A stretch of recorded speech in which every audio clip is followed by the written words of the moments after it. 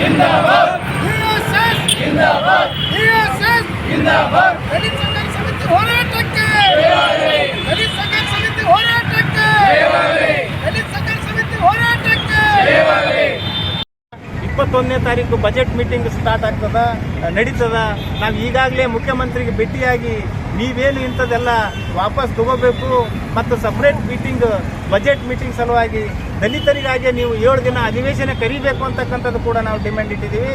ಅವ್ರು ನೋಡೋಣ 2 ದಿವಸ ನಾವು ಚರ್ಚೆ ಮಾಡ್ತೀವಿ ಅಂತಕ್ಕಂಥ ಮಾತು ಹೇಳ್ಯಾರ.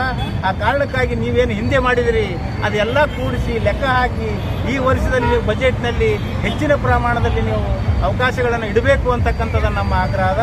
ಈ ಬಜೆಟ್ನಲ್ಲಿ ಅವರು ಮಂಡಿಸಬೇಕು ಅಂತಕ್ಕಂಥದ್ದು ನಮ್ಮ ಆಗ್ರಹ ಅದ. ಸಂಬಂಧಪಟ್ಟ ಇಲಾಖೆಗೆ ಇದು ಭೇಟಿಯಾಗಿ ಮುಖ್ಯಮಂತ್ರಿಯವ್ರ ಜೊತೆ ಭೇಟಿಯಾಗಿ ಮುಖ್ಯಮಂತ್ರಿಯವ್ರು ಕರೆದಿದ್ರು, ಅವ್ರ ಜೊತೆ ಮಾತುಕತೆ ಆಡಿದ್ದೀವಿ.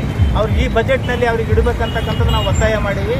ನೀವು ಇಡಲಿಲ್ಲ ಅಂತಂದ್ರೆ ನಾವು ಸುಮ್ಮನಿರಲ್ಲ, ನಾವೇನು ನಿಮಗೆ ಬೆಂಬಲಿಸ್ತೀವಿ, ನಿಮ್ಮ ವಿರುದ್ಧನೇ ನಾವು ಹೋರಾಟವನ್ನು ಪ್ರಾರಂಭ ಮಾಡಬೇಕಾಗ್ತದೆ ಅಂತಕ್ಕಂಥ ಕಾರಣಕ್ಕಾಗಿ ಇವತ್ತು ನಾವು 31 ಜಿಲ್ಲೆಗಳಲ್ಲಿ ನಾವು ಇವತ್ತು ಪ್ರತಿಭಟನೆಯನ್ನು ಸರ್ಕಾರದ ವಿರುದ್ಧನೇ ಮಾಡ್ತಾ ಇದ್ದೀವಿ. ನಮ್ಮ ಹಣವನ್ನೇ ಬಳಕೆ ಆಗ್ತಾ ಇಲ್ಲ.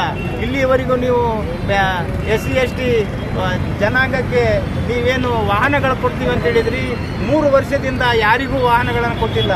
ಭೂ ಒಡೆತನ ಯೋಜನೆಯನ್ನು ನೀವು ಕೊಡ್ತಿದ್ರಿ, ಆ ಭೂ ಒಡೆತನ ಯೋಜನೆಗಳಿಲ್ಲ.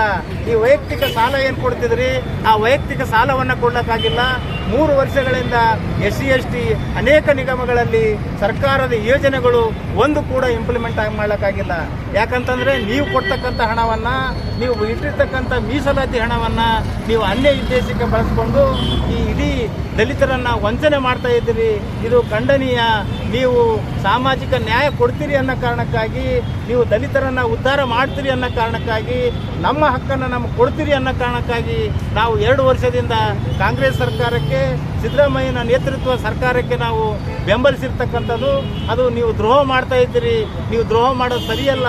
ನೀವು ಮಾಡ್ತಕ್ಕಂಥ ದ್ರೋಹಕ್ಕೆ ನಾವು ಎಚ್ಚರಿಕೆಯನ್ನು ಕೊಡ್ತಿದ್ದೀವಿ. ಆ ಕಾರಣಕ್ಕಾಗಿ ನೀವು ಎಚ್ಚರಗೊಳ್ಳಬೇಕು. ಈ ಬಜೆಟ್ನಲ್ಲಿ ಆದರೂ ಕೂಡ ನೀವು ಸಂಪೂರ್ಣವಾಗಿ ಅದು ಜಾರಿಗೆ ತರಬೇಕು ಅಂತಕ್ಕಂಥದ್ದನ್ನು ತಮ್ಮ ಮಾಧ್ಯಮಗಳ ಮುಖಾಂತರ ಮುಖ್ಯಮಂತ್ರಿಯಲ್ಲಿ ಮನವಿಯನ್ನು ಮಾಡ್ಕೊತಾ ಇದ್ದೀವಿ. ಎಷ್ಟು ರೂಪಾಯಿ ಇದು ಆಗ್ಯಾವ? ಈಗ 25,000 ಕೋಟಿ ಅವರು ಹಣವನ್ನು ದುರ್ಬಳಕೆ ಮಾಡಿಕೊಂಡು ಅನ್ಯ ಯೋಜನೆಗಳಿಗೆ, ಗ್ಯಾರಂಟಿ ಯೋಜನೆಗಳಿಗೆ 25,000 ಕೋಟಿ ವರ್ಗಾವಣೆ ಮಾಡಿರ್ತಕ್ಕಂಥದ್ದು, 15,000 ಕೋಟಿ ಅನ್ಯ ಯೋಜನೆಗಳಿಗೆ ವರ್ಗಾವಣೆ ಮಾಡಿರ್ತಕ್ಕಂಥದ್ದು ಈ ಸರ್ಕಾರದ ಕೆಟ್ಟ ನೀತಿ ಅಂತಕ್ಕಂಥದ್ದು ತಮ್ಮ ಮಾಧ್ಯಮದ ಮುಖಾಂತರ ಎಚ್ಚರಿಕೆಯನ್ನು ಕೊಡಲಿಕ್ಕೆ ಸರ್ಕಾರ ಕೇಳ್ತಾ ಇದ್ದೀವಿ.